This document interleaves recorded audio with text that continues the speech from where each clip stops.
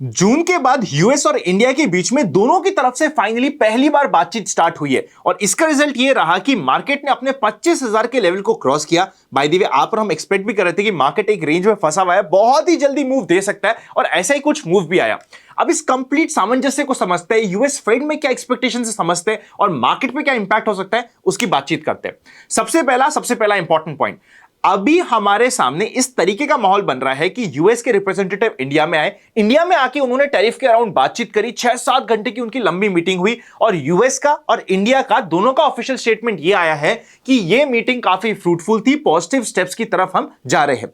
Expectation अब यह बन रही है कि नवंबर को ट्रंप साहब इंडिया आ सकते हैं।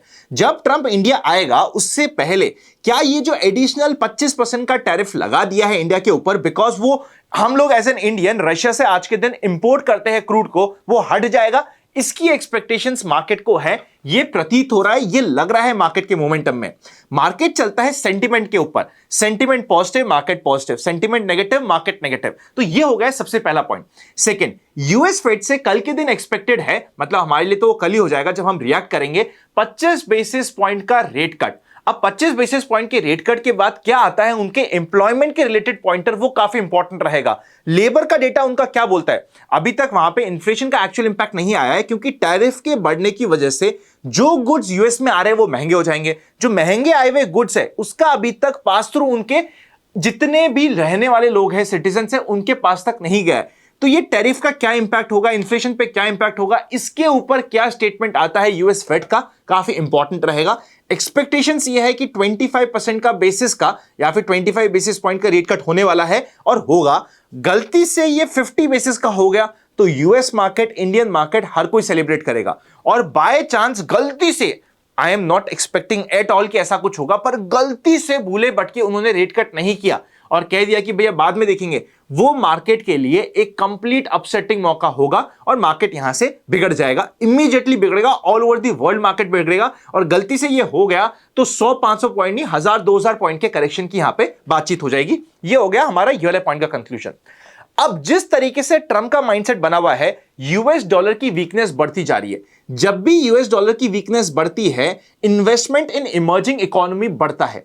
क्या इसका मतलब यह है कि इंडिया में एफआईएस का डायरेक्ट फ्लो आना स्टार्ट हो जाएगा इमीडिएटली? कोई जरूरी नहीं है। अभी ना सबसे मेन मुद्दा इंडिया के लिए बना हुआ है कि जो हमारा जीएसटी का रेट कट हुआ है प्लस जो नेक्स्ट क्वार्टर के रिजल्ट्स आने वाले हैं, क्या उसमें पॉजिटिव इंपैक्ट होगा? आई पर्सनली एक्सपेक्ट इंपैक्ट नहीं होगा क्योंकि अनाउंसमेंट करना 15 अगस्त को, उसके बाद एप्लीकेबल करते करते सितंबर एंड हो जाना, उसका एक्चुअल इंपैक्ट सेल्स में या फिर प्रॉफिटेबिलिटी में कंपनी को दिखना टाइम लगेगा।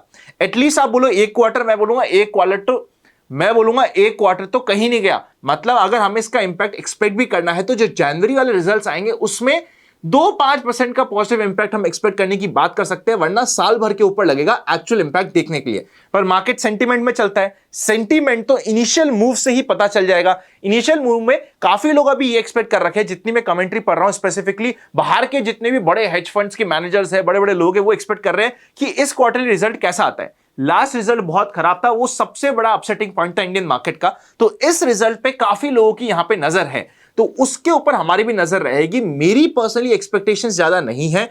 तो स्पेसिफिकली अगर आप मुझसे बोलो कि इंडियन मार्केट के लिए अगर वापस से डाउन ट्रेंड का मूव स्टार्ट करना है, अभी मार्केट में अगर आप चेकआउट करोगे, मार्केट ने एक अच्छा 200 day moving average, by the way आपको अगर ये याद नहीं है 200 डे मूविंग एवरेज की बात, तो हमने यहां पे कई बार करी है कि भैया यहां से ही एक्चुअल बाउंस बैक बनता है। 200 डे मूविंग एवरेज से वहां से परफेक्टली बाउंस बैक आया।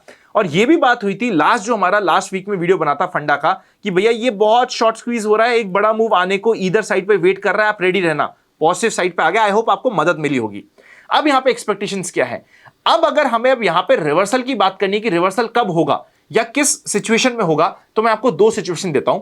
पहला, क्वार्टरली रिजल्ट्स आना स्टार्ट हो और जब एक्चुअल सबसे बड़ी कंपनीज के क्वार्टरली रिजल्ट आ रहे हैं, फॉर एग्जांपल निफ्टी के टॉप 10 कंपनीज, उनमें से कोई एक बड़ा नाम जिसके ऊपर सब कुछ डिपेंडेंट रहता है, उसके रिजल्ट इतने अच्छे नहीं आए और वहां से उस न्यूज से यहां पे मार्केट का वापस से डाउन मूव स्टार्ट हो। और नेक्स्ट डाउन मूव जब भी आएगा, मैं नहीं कह रहा कि इस महीने आए, आई एक्सपेक्ट कि शायद अगले महीने हमें कभी स्टार्टिंग मिल सके उसकी, या नेक्स्ट टू नेक्स्ट मंथ मिले, जब भी आएगा 2-2.5 हजार पॉइंट का वो मूव होगा, उसको हमें देखना पड़ेगा। 1,500-2,000 पॉइंट तो हम निफ्टी में मिनिमम मान के चलना चाहिए।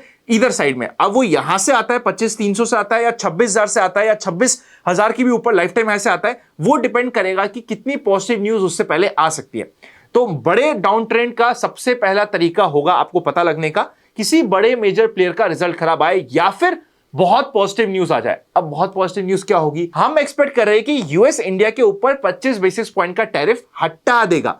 जैसे ही वो हटता है, एक बार मार्केट क्लाइमेक्स टॉप बनाए और फिर अगर करेक्शन स्टार्ट करता है इमीडिएटली, मैं नहीं कह रहा करेगा, अगर करता है इमीडिएटली तो वो एक ऐसा करेक्शन होगा जिसमें काफी लोगों के ट्रैप होने के चांसेस होंगे। चीजें मैंने आपको बता दी, आई होप ये आपको मदद देगी। ओवरऑल अगर हम बात करें यहां पे, तो जब तक मार्केट 25,000 के ऊपर बना हुआ है, माइंडसेट पॉजिटिव रहेगा। इवन अगर डिप में मार्केट मिलता है तो हमारे को फोकस पॉजिटिव साइड में बना रहेगा जब तक 25,000 के ऊपर है। ये कंक्लूजन हो गया।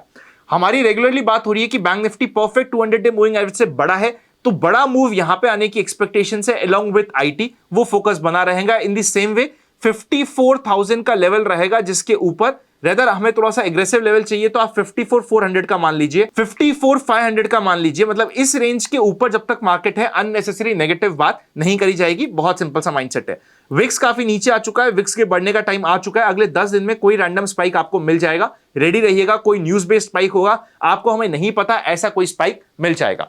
यह हो गया हमारे लिए सारे इंडियन मार्केट्स की बात। और अनंत का फंडा हम थोड़े समय बाद बना रहे हैं, तो इवन क्रिप्टो मार्केट्स को यहां पे डिस्कस कर लेते हैं शॉर्ट में कि भैया क्रिप्टो में क्या बन रहा है। एक बार मैं यहां पे क्रिप्टो में यूजुअली मैं पर्सनली यूज करता हूं 4 आवर्स के चार्ट, तो 4 आवर का चार्ट यहां पे लगा के एक बार आपको बता देता हूं और बेसिक चार्ट का एनालिसिस हम लोग यहां पे कर लेते हैं। बिटकॉइन का एनालिसिस यहां पे बहुत सिंपल बना हुआ है। अगर ये डबल टॉप बन के नीचे गिरना स्टार्ट होता है तो यहां से हमें एक बार रिट्रेसमेंट 1,11,000 तक का मिल सकता है। मतलब यहां पे आपको सिंपल सी चीज ध्यान रखनी है, यहां पे अगर मुझे कोई पॉजिटिव ट्रेड लेनी है तो पॉजिटिव ट्रेड मेरे इस लेवल के कटने के बाद ही मैं लूंगा, अभी पॉजिटिव ट्रेड नहीं लूंगा। शॉर्ट करना है मेरे को, मेरी इच्छा हो रही है शॉर्ट करने की, तो ये जो इनसाइड कैंडल बन रही है, इस इनसाइड कैंडल के अगर ब्रेकडाउन होता है, मतलब मैं राउंड फिगर में मान लेता हूं 1,16,000 का लेवल अगर नीचे की साइड कटता है तो हमारे लिए ये शॉर्ट की ट्रेड इनिशिएट हो जाती है। तो ये बहुत सिंपल सा एनालिसिस बना हुआ है। यहां पे ये कब बन रहा है, कब के बाद क्या ये हैंडल बना के ब्रेकआउट करेगा या कब का फेलियर देगा, दोनों चीज पे आपको पता होना चाहिए। ये कप विथ हैंडल का एक परफेक्ट पैटर्न बन रहा है, कब और अभी ये हैंडल बनाने की तरफ जा रहा है। यहां पे अगर एक आध कैंडल इनसाइड बन जाती तो वो हमें वेट एंड वॉच करना पड़ेगा। मैं पर्सनली डेल्टा एक्सचेंज इंडिया को यूज करता हूं, जिसका लिंक आपको डिस्क्रिप्शन में मिल जाएगा। क्रिप्टो में ट्रेड करने के लिए आप चेकआउट कर सकते हो। इंडियन मार्केट्स में ट्रेड करने के लिए डीमैट अकाउंट लिंक डिस्क्रिप्शन में मिल जाएंगे। और क्रिप्टो पे बेसिकली अगर आप चेकआउट करोगे ना, डेल्टा एक्सचेंज इंडिया पे एक ट्रैकर का ऑप्शन आया है।